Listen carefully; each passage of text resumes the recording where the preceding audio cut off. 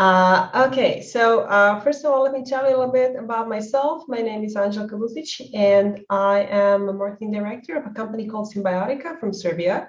I'm a digital marketing consultant, and I like to consider myself a full stack digital marketer, meaning I cover all areas of digital marketing, so social media, Google Ads, SEO, email marketing, affiliate marketing, and everything you can think of in terms of digital marketing. But I will have to say my true love is performance marketing and Google, mostly SEO.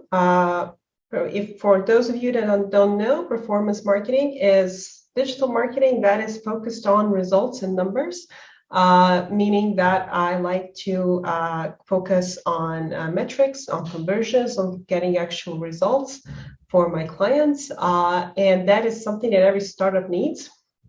So that's why I do a lot of consulting for startups in their early stages, especially helping them create a digital marketing strategy, working on their strategy in general, helping them even in those early stages when they don't know which business idea to start with, which is going to be the topic of today's presentation. And before I get into that, so just a little bit more info about me. I've been doing this for about 12 years now. I've worked on, last time I counted, over 400 digital marketing campaigns worldwide, mostly in the States, but also in Arabic countries and in Europe, even South Korea and China. So I've been around, and I hope that you'll find I like sharing my knowledge, so I hope you'll find that useful for you as well. The topic for today is how to choose the right business idea for a startup. And I know that for all of you that are thinking of starting your own company and starting your own startup, you already think that, okay, my idea is the best. So I hate to burst your bubble, but it usually isn't. And you have to be aware of that. A lot of the founders that end up with successful startups had like several failed startups before, and that's perfectly normal. Sometimes they fail because of wrong execution, not relying enough on marketing, or not having enough budgets. But sometimes the reason is even simpler, and that's because their idea wasn't good or researched good enough to begin with. So what actually is a good business idea? So you have a great idea, you came up with something, you were on a toilet one day and something popped in your head and you're like, oh, this is a good idea. This is something that I would definitely buy, let's make a company out of that. You even find some partners to begin with, some friends or colleagues or whatever. So, but let's take a step back. Is it something that you're good at or know a lot about? This is something that a lot of founders tumble on their first step.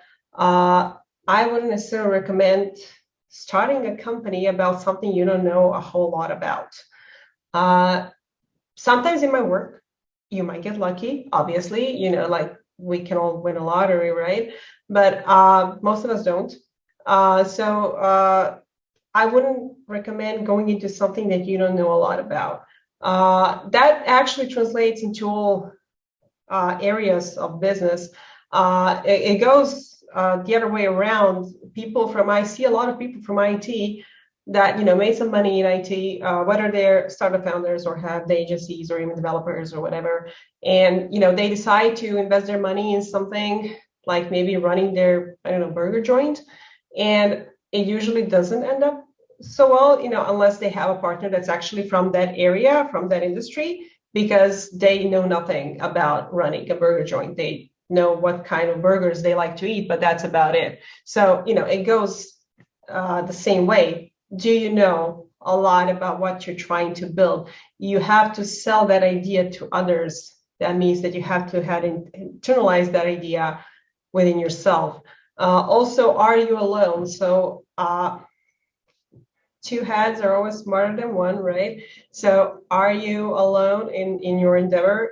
it's not necessarily a bad thing if you are, but obviously if you have some partners to begin with, it's going to make things easier. And again, related to that, do you have ways to sustain yourself until your idea starts generating money? So I met a lot of founders that have good ideas, but usually founders are creative people. They have a good idea. They don't think too much about practicality of things, and they just kind of think, okay, I have a good idea.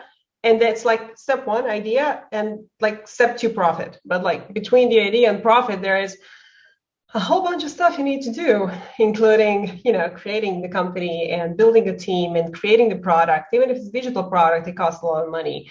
And then sales and marketing. For a lot of startups, marketing is going to be a huge chunk of the budget because you're creating something new. People need to hear about it. And you need to sell it. So, and also one very quick tip on that, when you're thinking about your marketing, I met a lot of founders that are like, okay, everybody needs my product. No, they don't.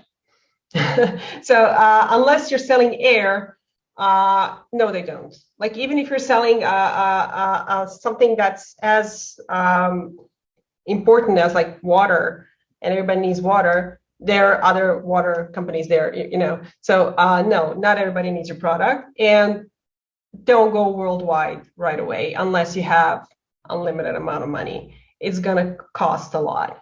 Each target market that you want to target with your ads and with your product is gonna cost money before it starts bringing in money. So do you have ways to sustain yourself until this endeavor of yours starts making money?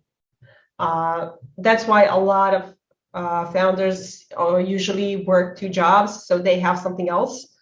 They have their own agency, or they have their own full-time job, or they have some other hustle that has already paid off and it's making money, or they already sold a startup or something. So or at least they have money from mom and dad, whatever. But as long as you have something that's gonna pay your bills until this pulls through.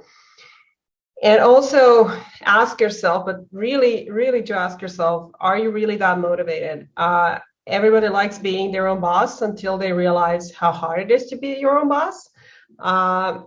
It takes a lot of dedication. It takes a lot of money. It takes a lot of time. And unless you really, and we go back to this, is this something that you love, that you're good at, that you know a lot about, and have some sort of support system, you will probably fail.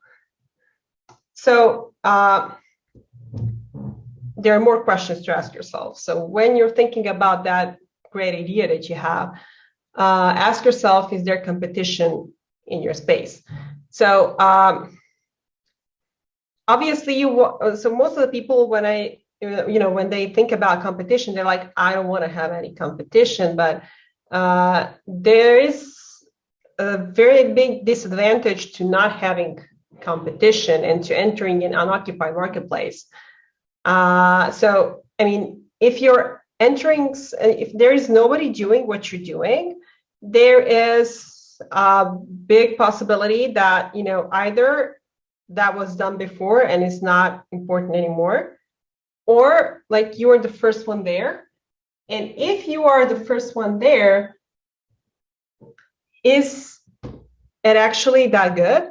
Like, maybe nobody did it before with a reason, so just think about if it's really that good in case there's no competition. And again, if there is no competition, you need to educate the market, and that's going to take a toll on your marketing budget.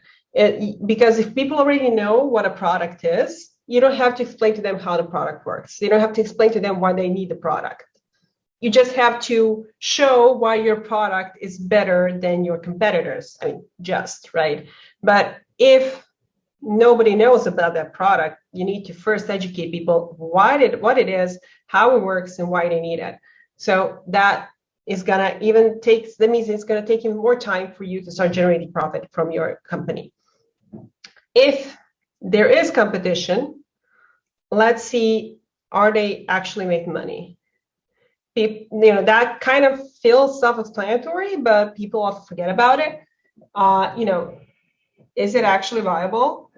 What the competitors are doing? Is there a place for you? And what makes you different than your competitors?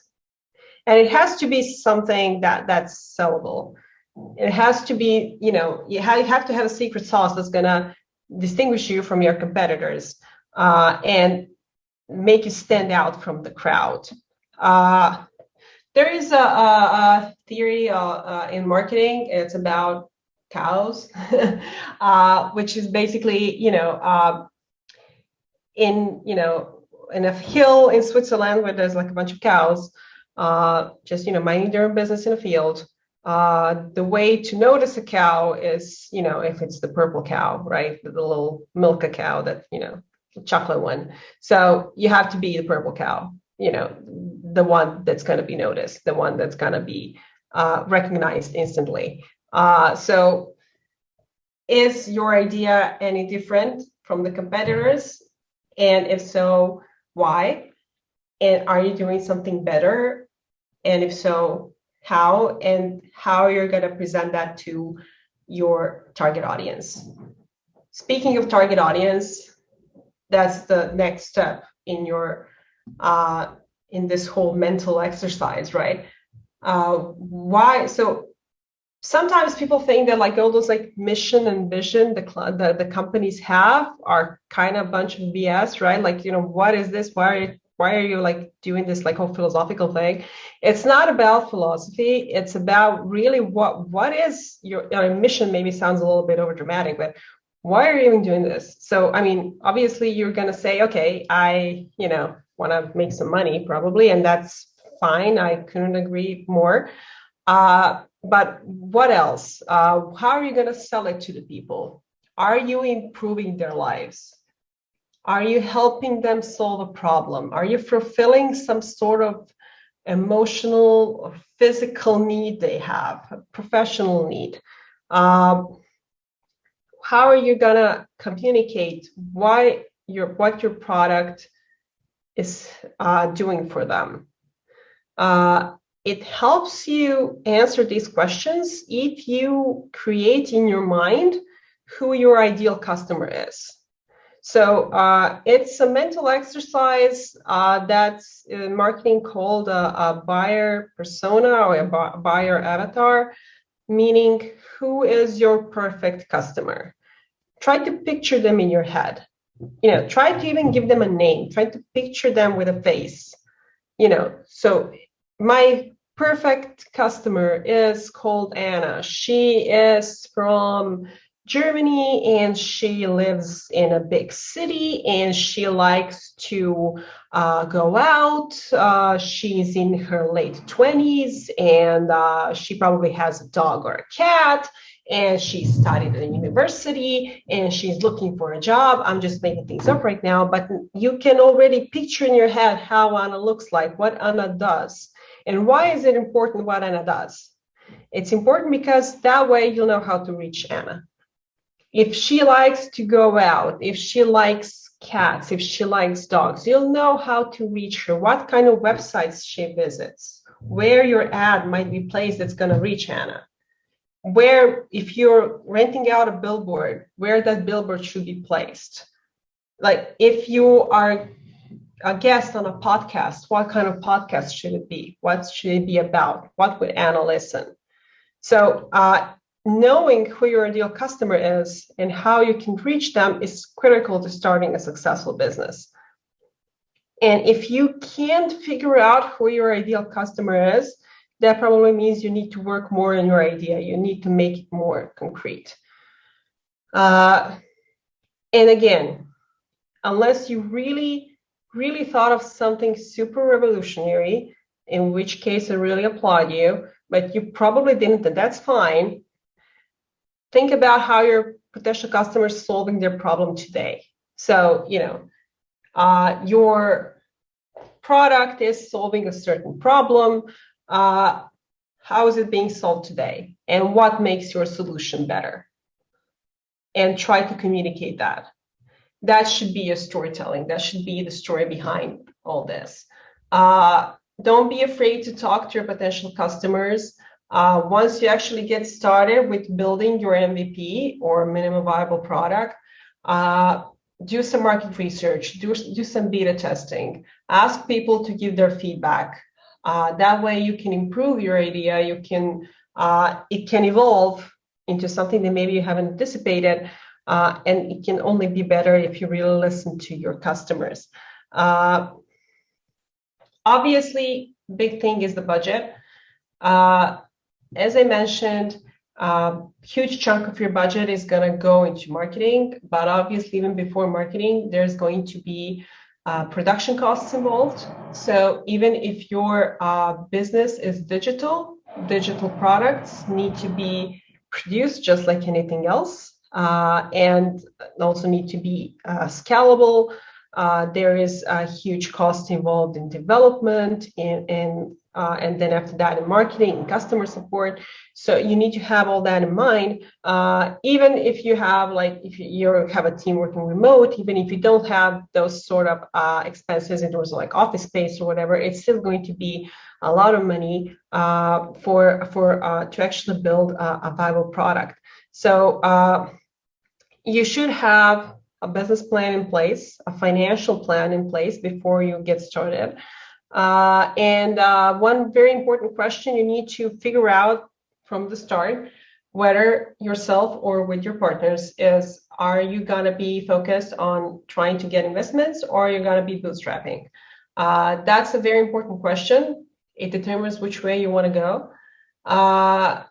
Bootstrapping, for those of you who don't know, means literally paying from your own pocket, right? So you are building your company with your own means and with means from your partners or friends or whatever. And investors is obviously, you're getting investments from angel investors, from other funds or whatever it is that you manage to find. Obviously, there are good and bad things about both. Investment money usually helps you to grow faster. It's a huge help in terms of marketing budgets, because those are usually, as I said, a huge chunk of your financials. But obviously, once you have investors, that won't be your company, totally your company anymore. Obviously, it depends on the contract and a lot of other things, but either they get a piece of your company, or you are owning a lot of money to somebody with interest that you have to pay off in a certain period of time. So that's something to consider. Obviously, when you're bootstrapping, you are in a real sense of way your own boss, but it has its disadvantages because, as I said, you might not grow as fast as you want. So the very important question that you have to ask yourself also is, how much money you're going to need to build that business of yours, to make that idea a reality, and how you're going to get that money. So a few final tips from me. Start small. As I said, don't go overboard. Don't try reaching the entire world from the get-go. Figure out who your ideal customer is from the start. Always be flexible. As I said, your company is going to evolve, it's going to grow, it's going to adapt to the market, to your customers' feedback, to limitations in terms of your budgets or whatever is that is happening.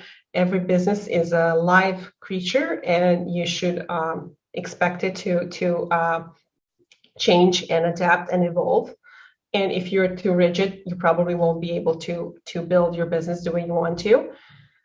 Obviously, try to surround yourself with the right people, including your co-founders, and then, of course, your team and marketing experts.